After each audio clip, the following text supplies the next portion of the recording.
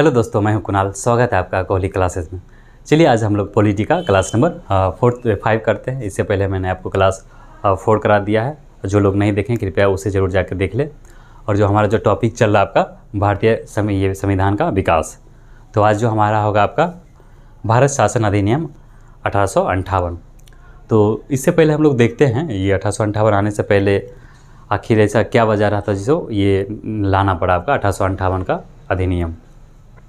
तो इसका बैकग्राउंड अगर हम लोग बात कर लें, जैसा कि हम लोग पिछले क्लास में देखे थे 1853 में ये क्लियर हो गया था। 1853 का जो चार्टर एक्ट आया था कि कभी भी ईस्ट इंडिया कंपनी का जो है शासन को समाप्त किया जा सकता है। और इसी बीच 1857 की क्रांति हो जाती है। अब तो कंपनी संभाल नहीं रहा था भारत का शासन, तो बोला भाई जो ब्रिटेन का जो सरकार था या वहाँ का जो राजा रानी थी, बोला अब इससे बहुत कर लिया ये, अब यहाँ पे शासन अब है तेरे से नहीं हो रहा, तुम छोड़ दे अब इसे हम देखते हैं। तो तब जाके ये 1858 इंट्रोड्यूस होता है। कुल मिलाकर 1857 के क्रांति का ही ये परिणाम रहा जो ब्रिटिश क्राउन को अपने हाथ में सत्ता लेना पड़ा। और ब्रिटिश क्राउन फिर बोला कि ठीक है अब हम देखते हैं भारत को।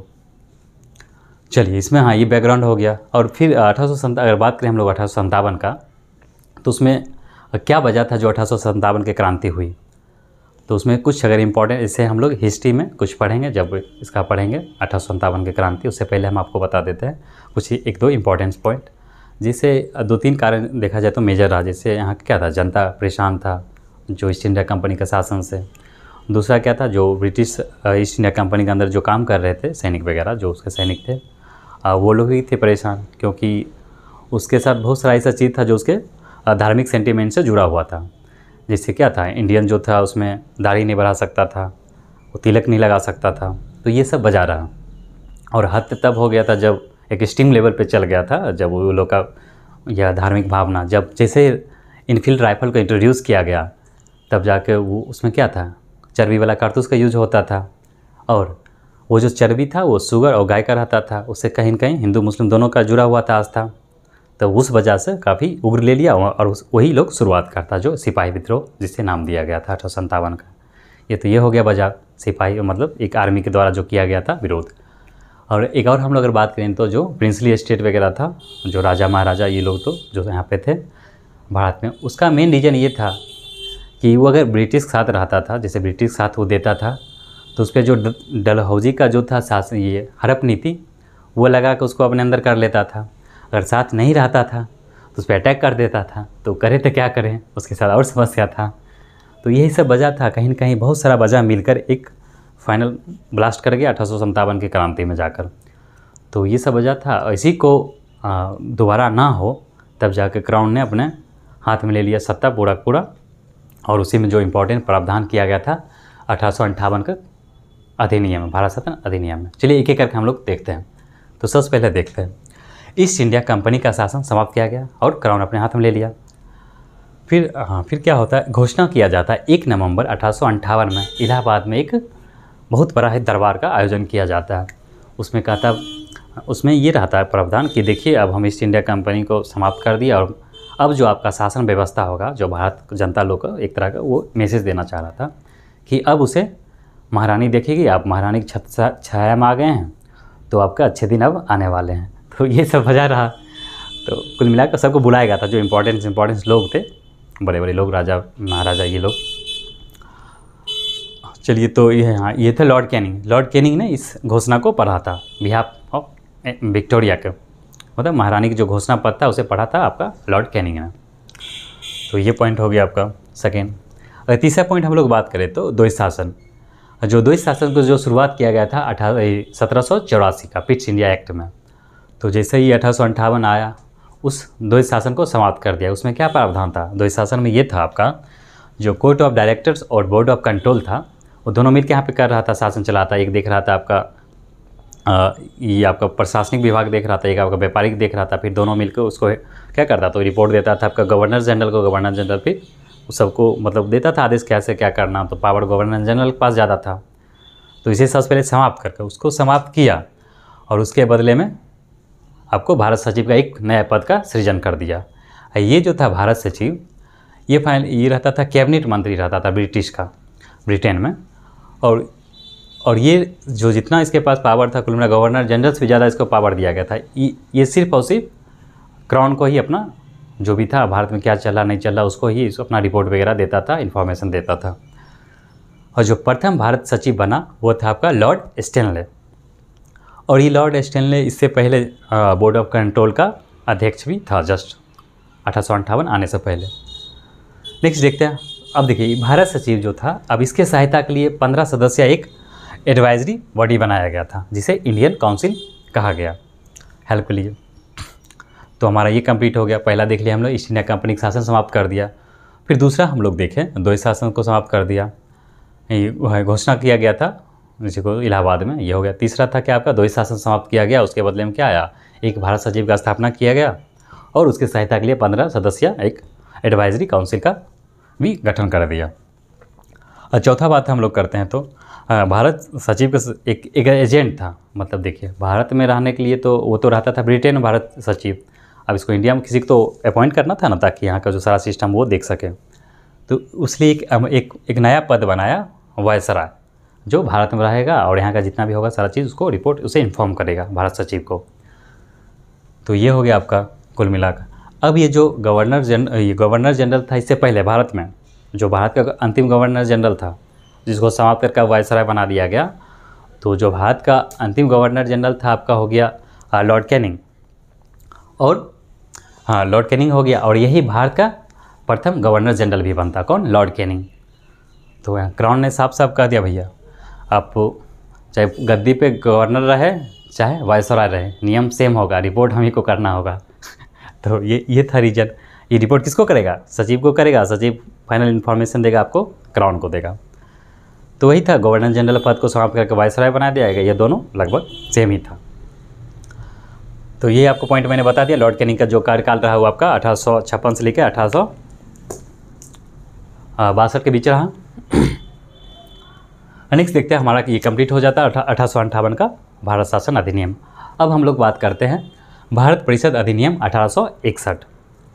इसमें हम लोग देखते हैं इसमें क्या है, इसका बैकग्राउंड बात कर लेते हैं। आखिर 1857 क्यों लाया गया, तो इसका भी सेम था वजह, वही 1857 में जो क्रांति हुई थी वो देखते हुए अंग्रेज़ों को लगा, जो ब्रिटिश जो सांसद था उसे लगा अब हमें कहीं न कहीं हमें भारतीय लोग को भी हमारे प्रशासनिक सेवा में या एडमिनिस्ट्रेटिव प्रशासन में उसको शामिल करना बहुत ज़रूरी है, ताकि उसके हेल्प से ही हम भारत में शासन व्यवस्था को एक अच्छे से चला सकते हैं।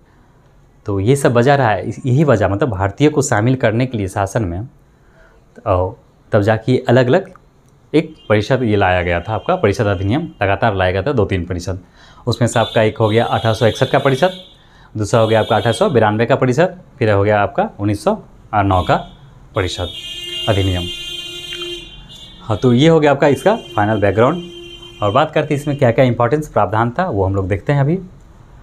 वायसराय जो परिषद था आपका, इसमें सबसे पहले क्या गया, जो इससे पहले आपका 4 मेंबर हुआ करता था, हम लोग पिछले पढ़े थे, जैसे क्या था 1853 में भी देख लिए थे, मेंबर कितना था 3 से 4 किया गया था।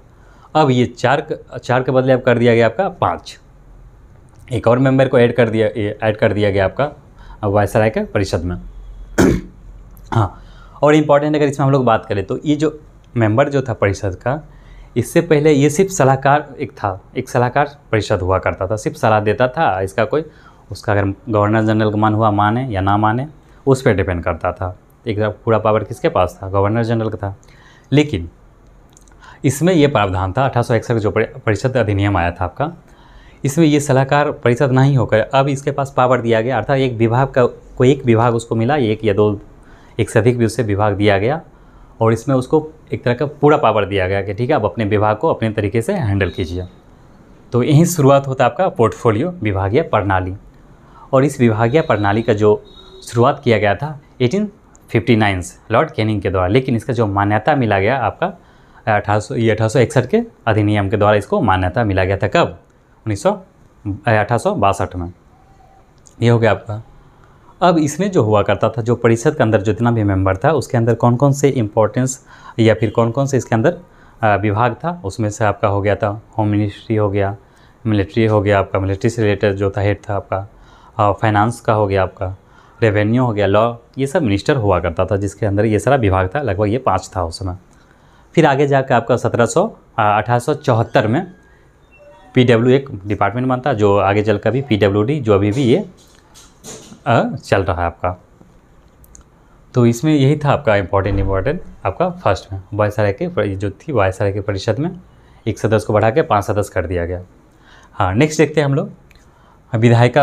इसमें ये किया गया आपका विधायिका को पृथक किया गया कि हम लोग इससे पहले देखे थे, जैसे जो 1773 का जो रेगुलेटिंग एक्ट आता है उसमें क्या था, उसमें धीरे धीरे क्या पावर को सेंट्रलाइज किया जा रहा था और 1833 आते आते सारा पावर किसके पास चला गया, आपका गवर्नर जनरल के पास चला गया।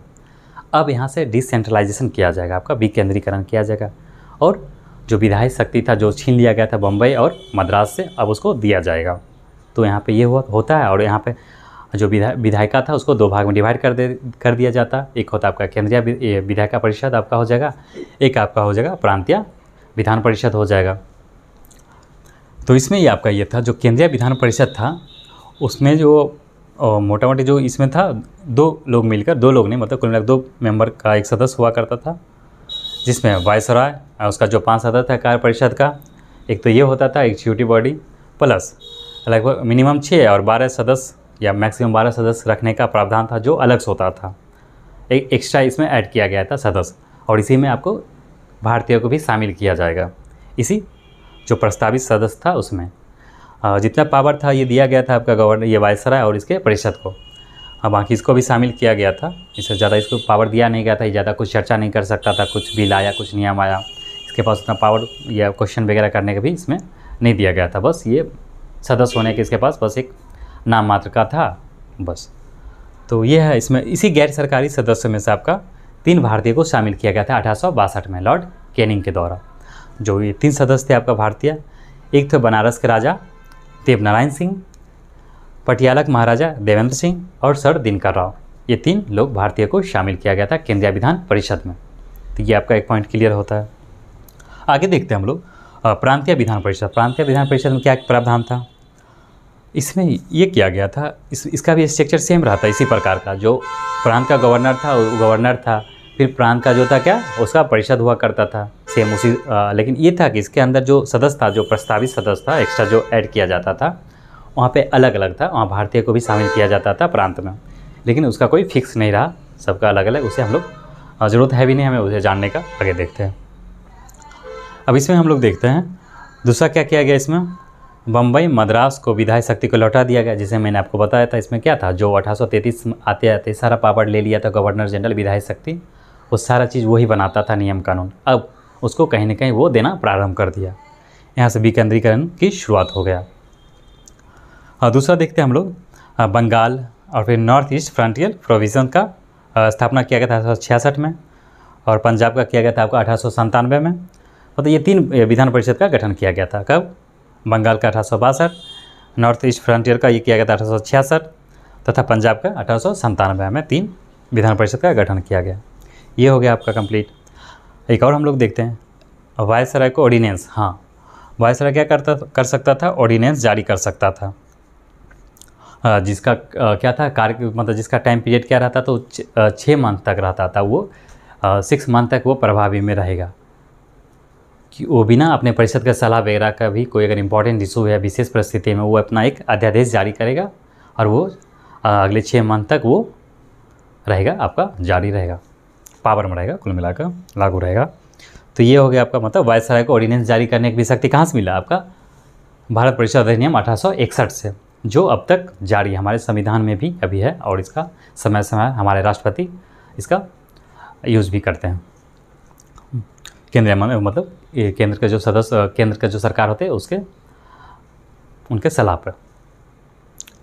हाँ, एक और हम लोग देखते हैं इसमें देखिए कुछ इंपॉर्टेंट जो था इसमें विषय, जैसे मिलिट्री हो गया, रिलीजियन हो गया, फॉरेन अफेयर्स हो गया, पब्लिक हो गया, रेवेन्यू हो गया। ये जो आपका 5-6 आपका जो इम्पोर्टेंट जो विषय था और उस पर नियम कानून बनाने का जो अधिकार था आपका वायसराय का ही था और केंद्रीय परिषद का था। बाकी इसको ओवरटर्न करने का जो पावर दिया गया था आपको सचिव को दिया गया था। तो यहाँ पे ओवरऑल देखा जाए तो सबसे ज़्यादा पावरफुल कौन था, सचिव को बनाया गया था, उसके बाद आपका वायसराय। तो इसके साथ हमारा कंप्लीट होता है भारत परिषद अधिनियम 1861। ठीक है दोस्तों, तो हम लोग नेक्स्ट वीडियो में देखते हैं इससे आगे का परिषद के बारे में देखेंगे। 1893 देखेंगे, फिर 1909 देखेंगे।